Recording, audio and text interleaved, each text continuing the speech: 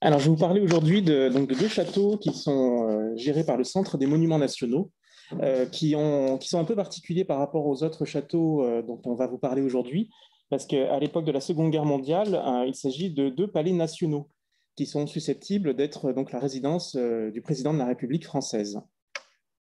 Donc, on va rentrer directement dans le vif du sujet avec le château de Champs-sur-Marne.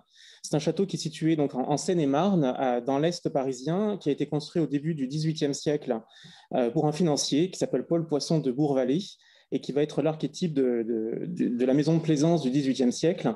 Il va être loué par Madame de Pompadour notamment. Et en 1895, il est racheté par un autre financier qui s'appelle Louis Quint d'Anvers, qui va s'attacher à le restaurer complètement et à le remeubler en XVIIIe siècle. Donc, il y a une riche collection mobilière que vous pouvez voir sur la photo. En l'occurrence, c'est la chambre d'honneur du premier étage qui vous donne un aperçu de la richesse de ce château. Le fils de Louis Quint d'Anvers est Charles Quint d'Anvers.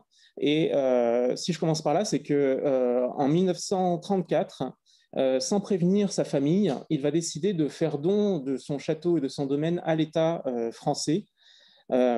Cette donation anticipe en quelque sorte la déclaration de guerre, puisque la lettre de donation indique qu'une des raisons de cette donation un peu subite, c'est l'incertitude des lendemains. Et donc, il faut savoir que l'année précédente, en 1933, Hitler est devenu chancelier en Allemagne et a commencé les premières persécutions envers les Juifs. La famille Quint d'Anvers étant de confession israélite, on peut supposer que l'inquiétude de ce contexte politique est donc une des motivations de cette soudaine donation à l'État. Donc vous voyez ici Charles Quint d'Anvers assis dans un des salons du château, le salon chinois, et à côté la remise des clés en 1935 par Charles Quint d'Anvers à Charles Blaiseau, représentant l'État français. Alors Charles Quint d'Anvers propose que Champs-sur-Marne soit avant tout une résidence de campagne pour le président du Conseil de l'époque, plus que réellement un véritable monument visitable. La donation est donc acceptée en 1935 et les collections en juin 1935 et les collections sont vendues en décembre 1935. Et immédiatement, le domaine de Champs est classé comme palais national. Alors, le château est ouvert à la visite, ceci dit, et rapidement, en fait, le président du Conseil et le président de la République renoncent à loger au château parce que le gouvernement est un gouvernement socialiste et la presse se gausse un peu de ces nouveaux châtelains. Donc, ils préfèrent éviter de loger eux-mêmes. Par contre, ils vont en faire un château qui peut être affecté aux chefs d'État étrangers en visite officielle en France. Et je vous montre cette photo du sultan Mohamed V, donc le sultan du Maroc, qui, en compagnie de son jeune fils, le futur Hassan II, sont les premiers à inaugurer ce palais national en juin 1939. Et leur séjour, en fait, va être rapidement abrégé. Ils vont rapidement rentrer chez eux face à la dégradation du contexte international. Effectivement, donc en septembre 1939, la France rentre en guerre et étonnamment, aucune mesure de protection va être prise envers le domaine national de Champs-sur-Marne. Le domaine est classé au titre des monuments historiques depuis juillet 1935 et l'administration considère que ce classement est suffisant pour protéger le château d'une occupation ou de dégradation éventuelle. Donc, après l'armistice de juin 1940, le château reste toujours visitable, à l'exception des Juifs qui, comme dans toutes les autres administrations et monuments, sont exclus des possibilités de visite du monument. Alors, on sait par des témoignages que quelques soldats allemands de la Wehrmacht auraient occupé le château. On a notamment le souvenir d'une fille d'un agent qui se rappelle avoir croisé ces soldats dans le domaine, mais elle indiquait qu'il n'était pas embêtant puisqu'il la laissait jouer sans aucun souci. Donc cette occupation semble avoir été relativement légère. Ce qui fut plus embêtant, ce sont les crédits affectés à l'entretien du monument qui, bien sûr, ont été en baisse drastique et notamment a beaucoup impacté l'entretien du jardin. Je vous montre ici le salon de Madame, qui est un petit bosquet du château. Je vous montre une photo en 1920 où l'on voit le fleurissement très important qui était pratiqué sur cette partie-là, et une photo en 1950, au lendemain de la guerre, où l'on voit bien que tout fleurissement a été empêché depuis la guerre, et même après la fin de la guerre, n'a toujours pas été remis en place. Le jardinier en chef, lui, témoigne, je cite, « Le parc était en friche, les bois avaient envahi les prairies, les parterres n'avaient pas été taillés pendant plusieurs années. » Alors, si les Allemands ont fait un passage assez discret sur le château, en revanche, en décembre 1942, le régime de Vichy a mis en place ce qu'on appelle des groupes mobiles républicains, qui est une sorte d'unité de police, donc surnommée les GMR. Et une de ces unités en mal de logement dans le département de Seine-et-Marne demande à occuper les communs du château de Champs-sur-Marne. Donc, ce sont les écuries qui sont illustrées ici. Le ministère de l'Éducation nationale va s'y opposer, mais n'aura pas finalement un grand mot à dire. Et l'unité de police va s'installer dans les communs et vont y rester jusqu'en 1952, donc bien après la fin des hostilités, malgré l'opposition du ministère des Beaux-Arts qui rappelle que cette occupation devait être provisoire. Donc, ils vont rester faute d'autres locaux. Et finalement, cette occupation va avoir un côté positif, c'est que lorsqu'ils partent en 1952, le ministère de l'Éducation nationale cherche un prétexte pour vite réoccuper ces locaux avant qu'ils ne soient réaffectés à une autre administration. Et le projet qui avait été mis en place par Jean Tarallon trouve ici une occasion unique de se mettre en place. Jean Tarallon, qui était conservateur du domaine de Champs-sur-Marne, propose que ces communs soient affectés au dépôt d'œuvres d'art des monuments historiques. Donc, je vous montre ici le plan de ces écuries avec les implantations proposées par Jean Tarallon pour le dépôt des vitraux, pour les vitraux des sculptures qui sont entreposés ici en attente d'études, voire de restauration.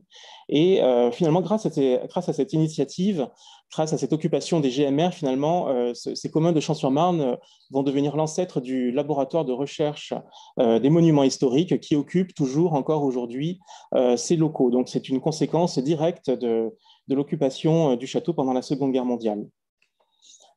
Un autre fait que va connaître le château de Champs-sur-Marne est dû à sa proximité de la gare de Vers-Triage, qui se trouve au nord du domaine. Je vous montre cette carte. On distingue le domaine en bas à gauche, le lac de Vers au milieu et la commune de Vers-sur-Marne en haut à droite. Et vous voyez l'immensité de la gare qui se trouve au centre, qui est presque aussi grande que le domaine en lui-même et qui va être qui était pour les Allemands une gare importante pour l'acheminement du matériel, des armes et des hommes depuis l'Allemagne. Donc, ça va être un objectif premier des Alliés qui vont bombarder cette gare donc, le 29 mars 1944. C'est l'aviation américaine et canadienne qui s'en charge. Et malheureusement, les trains allemands étaient pleins de munitions. Donc, il va y avoir une explosion gigantesque qui va faire des milliers de morts de soldats allemands et une déflagration très, très importante dans la région qui va causer d'importants dommages sur le château qui, comme je vous l'ai dit, n'avait pas du tout été protégé. Donc, vous avez ici la façade du château côté parc qui a subi les plus gros dégâts. Donc, les fenêtres ont été soufflées.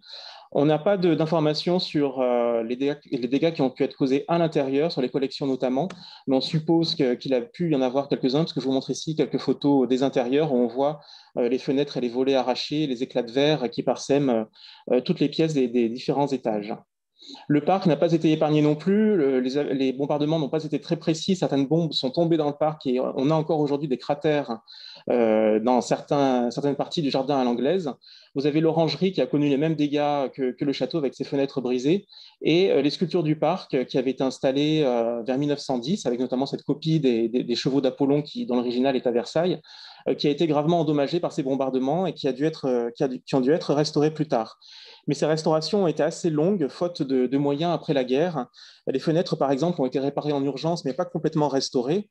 Et la famille Cahin d'Anvers, même si elle n'était plus propriétaire, suivait attentivement encore ce qui se passait au château. Et on a un courrier de 1957 où le fils de Charles, Gilbert, se plaint encore du mauvais état des fenêtres, pour vous donner une idée de la lenteur qu'a pris ces travaux après-guerre. D'ailleurs, le parc non plus, à la fin des années 1950, n'était pas complètement restauré, faute de jardiniers et de moyens.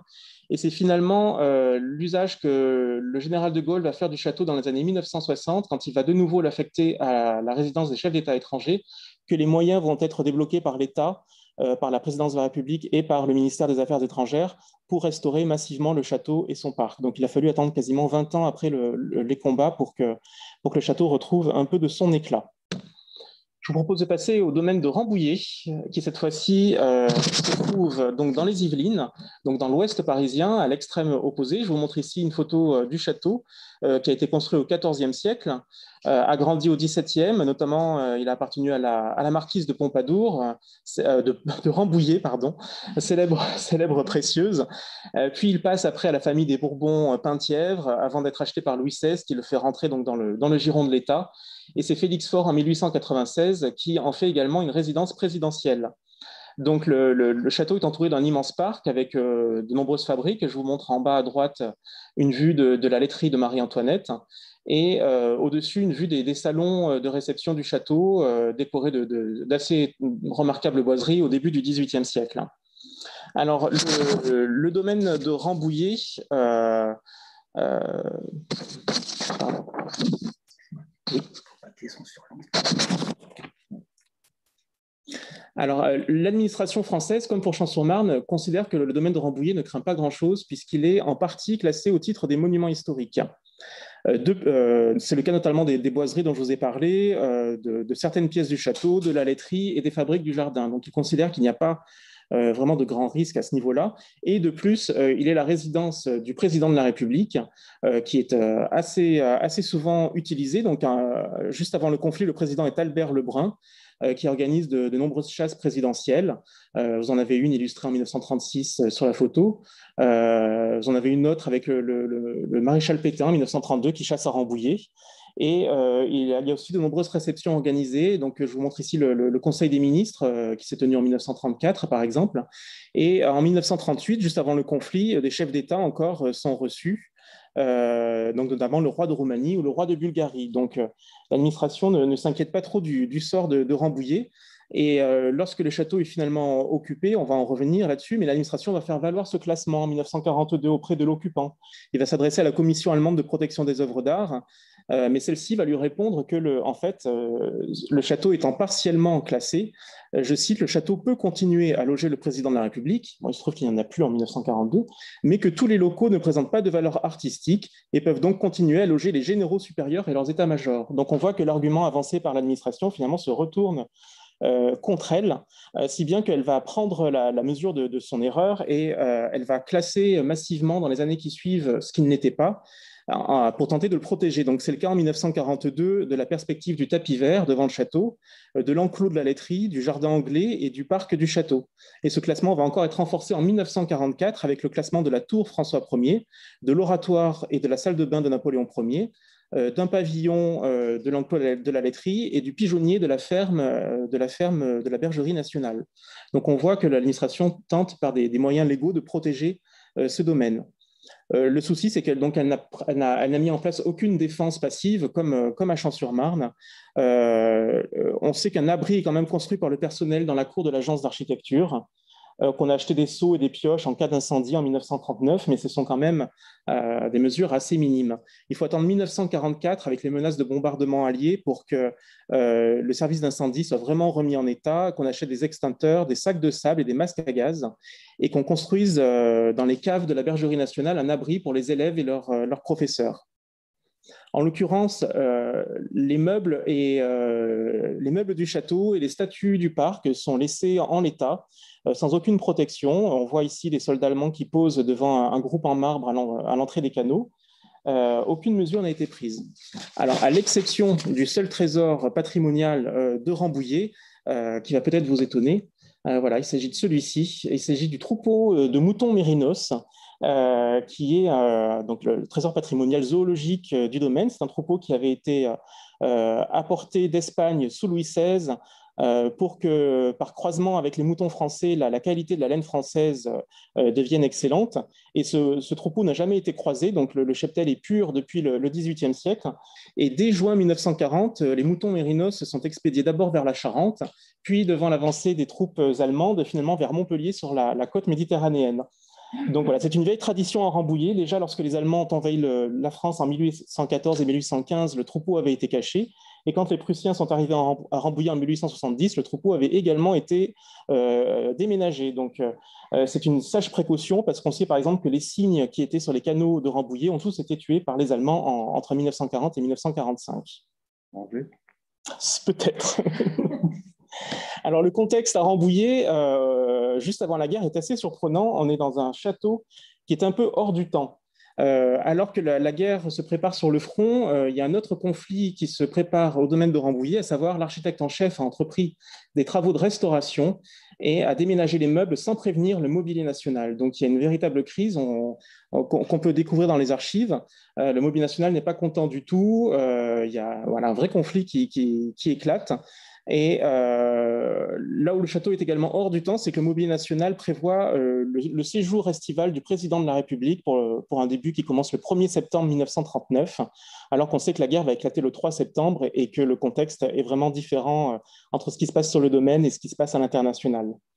Ceci dit, ces travaux et ces meubles que vous voyez ici entassés vont permettre un déménagement rapide de quelques effets vers le château de Cangé. Pardon. Il faut savoir que lorsque le gouvernement d'Albert Lebrun se replie en Touraine pour fuir la région parisienne, un certain nombre de meubles est transporté rapidement, précipitamment, nous dit les documents, dans 2 camions capitonnés vers le château de Cangé qui se trouve à Saint-Avertin, donc dans la région des Pays de la Loire.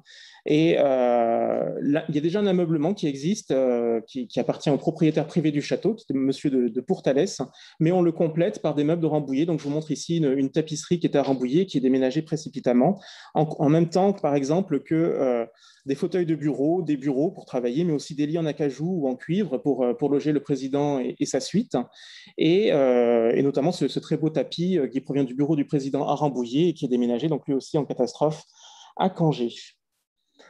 Alors, en juin 1940, Rambouillet est bombardé par l'aviation allemande, puisque les troupes du général Chauvineau qui protégeaient Paris se sont repliées dans la forêt des Yvelines. Donc, c'est une cible des Allemands. On sait que des bombes tombent dans le parc, mais heureusement dans les bassins, donc sans faire trop de dégâts.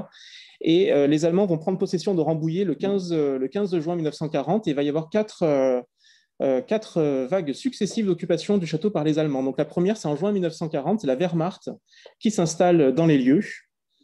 Donc les officiers occupent le château et les soldats les communs. Les agents ont tous été évacués, comme la population civile d'ailleurs. Il n'y a que 5 agents qui sont restés en place au domaine, dont l'architecte, qui s'inquiète beaucoup et qui veille à ce que les dégradations soient minimes. La deuxième occupation, c'est la Luftwaffe qui va occuper le château en 3 vagues successives, d'abord d'août 1940 à septembre 1941, puis d'octobre à novembre 41 et enfin de mars 42 à mars 44. Alors ça peut paraître étonnant que la Luftwaffe s'installe à Rambouillet, c'est tout simplement parce qu'elle avait mis en place à côté de l'étang de Pourras qui se trouve à côté de Rambouillet, des zones d'aéroport pour l'aviation allemande. Donc elle était comme ça à proximité immédiate de cette zone aéroportuaire. Alors, on sait qu'à cette époque, le château est complètement fermé aux agents. Les 5 agents qui étaient restés sur place ne peuvent plus rentrer dans le château, si ce n'est les couloirs, mais pas les pièces principales. Le parc est également fermé aux visiteurs également, puisque les officiers entendent en jouir pour leur usage personnel sans être dérangés, mais aussi parce que des exercices de tir sont pratiqués dans le parc, ce qui aurait pu être un peu dangereux. Donc, je vous montre ici des officiers de la Luftwaffe pris en photo dans le parc, et en bas, un document qui permettait aux jardiniers de circuler dans le domaine sans être inquiétés. C'est à ma connaissance le seul document de cette époque pour l'histoire de Rambouillet qui est conservé en collection privée. Alors, le parc est entretenu comme à l'ordinaire, à l'exception des fleurs. On le voit sur la photo précédente, les officiers allemands ne tenaient pas ce qui est des fleurs. Donc, on voit ici que les parterres ne sont plus fleuris, mais apparemment la Luftwaffe, elle, avait de nouveau ordonné le fleurissement des parterres, puisque sur les photos avec les officiers, on voit clairement les parterres fleuris. Donc voici d'autres photos encore de soldats allemands devant le château de Rambouillet, et ici une petite scène campagnarde de repas devant la façade au son de l'accordéon. Alors, d'autres officiers des personnalités allemandes seraient venus, comme je vous montre ici une photo de l'écrivain Ernst Jünger et du philosophe du Reich Carl Schmitt en train de discuter dans le parc en octobre 1941.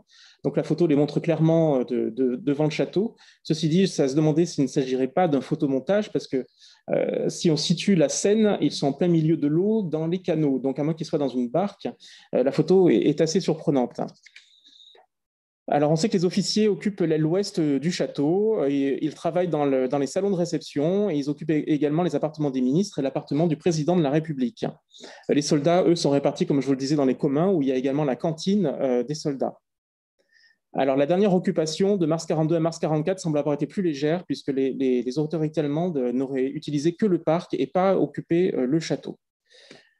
Quoi qu'il en soit, les Allemands semblent avoir été assez soucieux de l'entretien, enfin, de l'état de conservation du domaine et des collections qui s'y trouvent. À chaque vague d'occupation successive, un inventaire contradictoire est établi avec l'architecte du domaine pour s'assurer qu'à l'arrivée comme au départ, les objets soient bien les mêmes et qu'il n'y ait pas eu de vol de commis. Et d'ailleurs, l'architecte ordinaire du domaine, qui est M. Poncet, Charles Poncet, écrit en juin 1940 que, je cite, « Le château de Rambouillet a été laissé dans un état irréprochable ». Donc c'est assez remarquable. En décembre 1940, le commandant va même demander à ce que la toile qui protège les tapis des escaliers, je vous ai montré les tapis actuels sur les photos, mais à l'époque, une toile de protection était posée dessus lorsque le chef de l'État ne séjournait pas pour protéger ses tapis. Donc en décembre 1940, le commandant demande que cette toile soit remplacée parce qu'elle a été mise hors d'usage par le passage incessant des troupes allemandes, je cite, ce qui montre bien déjà l'intensité de l'occupation et le souci du détail des Allemands pour protéger ce patrimoine. Alors, en mai 1941, on sait même que le commandant allemand demande 2 autres restaurations. Alors, visiblement, c'était un commandant allemand qui était pieux, puisqu'il demande à ce que les 2 lieux de culte du château soient restaurés. C'est le cas de l'oratoire de Napoléon, que je vous montre ici, et la petite fabrique de l'Ermitage dans le parc, qui conserve une chapelle néo-gothique décorée de peintures sous l'Empire. Et ce qui inquiète l'administration, c'est que cette chapelle est classée au titre des monuments historiques, et les officiels allemands ont demandé à restaurer eux-mêmes la chapelle. Donc, ils vont s'empresser de trouver un restaurateur afin que la restauration soit faite dans les formes. Et l'avantage pour nous, c'est qu'à cette occasion, des photos ont été prises de l'intérieur de la chapelle. C'est la photo à côté où on voit les décors néo-gothiques. Et c'est pour nous une source précieuse puisque malheureusement, l'Ermitage a entièrement brûlé en 1977 et il n'en reste quasiment plus grand-chose. Alors, le maréchal Pétain s'intéresse aussi à Rambouillet. On sait qu'en janvier 1942, le service des chasses de Monsieur le maréchal de France demande à empoisonner les pièces d'eau pour que l'on puisse y pêcher, ce qui est assez surprenant en cette période de guerre. Le maréchal repense à Rambouillet en mai 1944, lorsqu'il est installé au château de Voisin, qui se trouve juste à côté de Rambouillet. Ces services demandent à ce que quelques meubles de Rambouillet soient aussi prêtés pour le logement du maréchal. C'est le cas de la table à manger de Rambouillet qui est amenée dans la salle à manger de Voisin, qui est illustrée sur la photo en haut. Et le 7 mai 1944, le maréchal Pétain fait une visite à Rambouillet. Il sera d'abord à la messe, c'est le dimanche matin, et il visite l'après-midi la Bergerie nationale. Et on voit bien, en fait, par ces deux visites très symboliques à Rambouillet, ancienne résidence des chefs d'État, que l'idéologie, finalement, du régime de Vichy, avec la religion et l'agriculture, est illustrée parfaitement par cette visite. Alors, le mobilier national ne reste pas inactif pendant l'occupation du château. Ce qui est chose assez surprenante, en 1941, il achète dans le commerce d'art le mobilier de la Chaumière au Coquillage, qui est une fabrique du parc. Donc, c'est assez remarquable qu'en pleine guerre, il se soucie de rapatrier, enfin de faire revenir dans le giron national ce mobilier remarquable. Mais il va aussi en profiter pour essayer de récupérer des meubles remarquables qui sont en dépôt là-bas à l'usage du président de la République. Donc, il va prétexter d'éventuelles dégradations pendant la guerre, ce qui n'était pas le cas, on l'a vu, mais aussi des restaurations nécessaires pour rapatrier des meubles remarquables. Donc, par exemple, ce tapis qui était dans le salon de réception refait retour au mobilier national. C'est le cas aussi des tapisseries des chasses de Louis XV qui étaient présentées dans la salle à manger du château. Certaines voies s'étaient déjà émues dans les années 1920, puis certaines étaient pliées. C'était le cas de celle-ci que je vous montre. Je vous montre la vue actuelle et la vue lorsqu'elle était accrochée à Rambouillet. On voit qu'elle était pliée sur les côtés et que certaines scènes n'étaient pas visibles. Donc le mobilier national, c'est surtout Guillaume Janot, son administrateur, vont profiter de cette occupation pour les retirer du château au grand désespoir de l'architecte du domaine. Et en août 1943, il les fait déposer au château de Compiègne afin de réunir la tenture complète, ce qui est toujours le cas aujourd'hui. Et elle sera remplacée à Rambouillet par une tenture des Nouvelles Indes par d'après des portes. C'est la photo que je vous montre ici avec la salle à manger avant et la salle à manger après, qui a été très mal vécue à Rambouillet, qu'on a considéré comme dépouillée par le mobilier national en quelque sorte. Alors, à la Libération en 1944, Rambouillet est de nouveau la cible de bombardements, cette fois-ci par les Alliés. Les collaborateurs sont arrêtés et enfermés dans le château, donc qui sert de prison. Et le 23 août 1944, le général de Gaulle arrive à Rambouillet et va s'installer pendant 3 jours au château afin de préparer avec le général Leclerc la libération de Paris.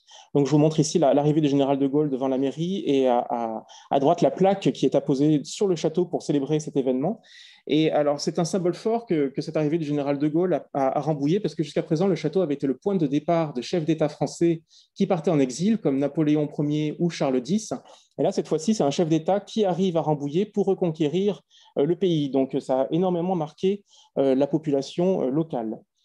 Dès le 18 septembre, le parc est réouvert au public, donc les choses se font assez rapidement.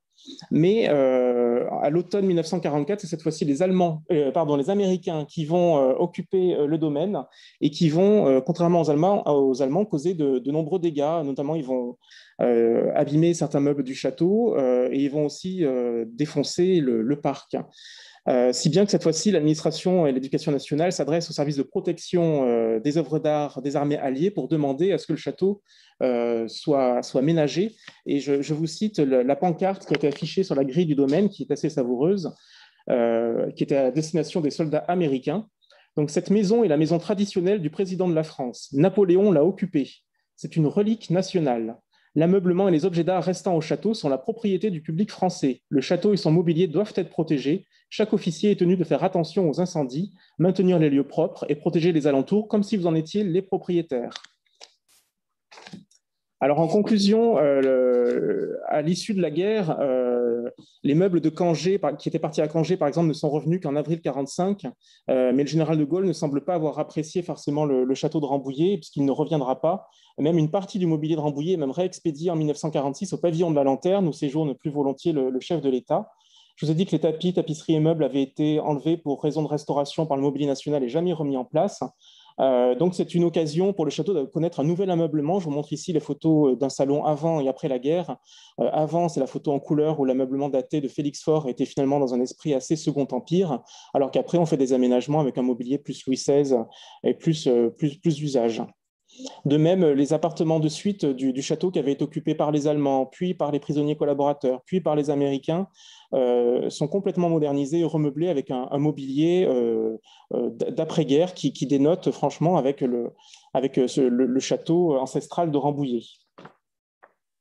Alors finalement, pour comparer ces deux exemples, les deux châteaux de Rambouillet et de Champs ont été très mal préparés face à l'occupation. L'administration a surestimé le classement des monuments historiques et a au contraire sous-estimé les possibilités d'une occupation.